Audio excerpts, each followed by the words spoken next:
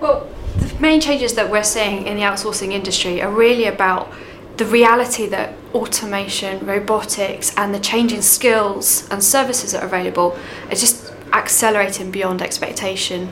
So historically, it was all about how do you get lower cost transaction processing. Today, actually, it's about recognizing outsourcing as a potential lever to value, so getting higher value services, automating what you can automate, so the talent and capability you've got is actually thinking and providing insight to the business.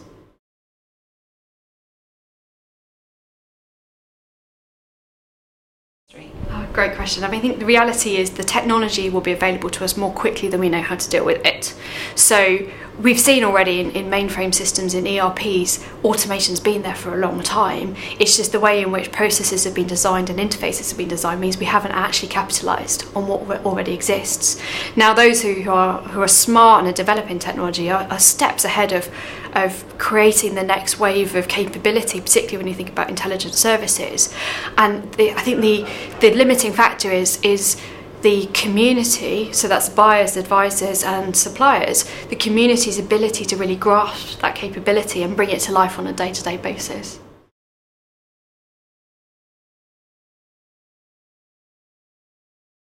So I think the UK's got a really fantastic opportunity to become the architects of change here.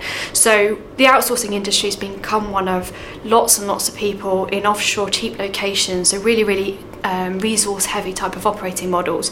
Now with the emergence of high value services and automation, the UK's got the opportunity to be the solution architect of all that. So really helping to think about how do you do more with what you've got and actually get better outcomes as well.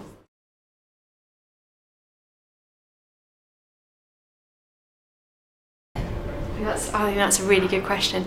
I think the challenge that we've got is outsourcing and offshoring have become interchangeable, and there's a negative connotation with that because it's taking work into lower cost locations. It's associated with, perhaps the scale and dimensions of service centres that we've seen in India. I think if you think about outsourcing as being a procurement of services, outcomes, outputs, well then actually that creates a really valuable thing for us to go out and buy, which means that outsourcing's really got to be there for the future. It's really something we should be proud to be part of, and it's something that actually is an important part of our industry, particularly given the nature of the UK and the services industry that we have here.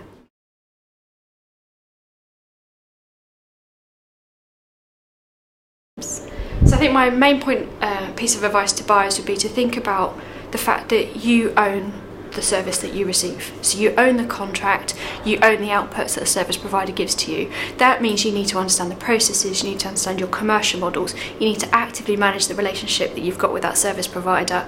Only then will you really get the true value out of that relationship that you possibly can.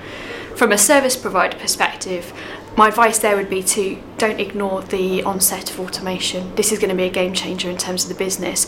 Your opportunity is to embrace it and think about how you can include it as part of the service that you provide and actually bring it to bear to the clients that you're providing services to. So it becomes just a natural way of working and it becomes part of the service that you deliver to them. For me, I think outsourcing is an important part of our industry. It's an important part of our heritage in the UK.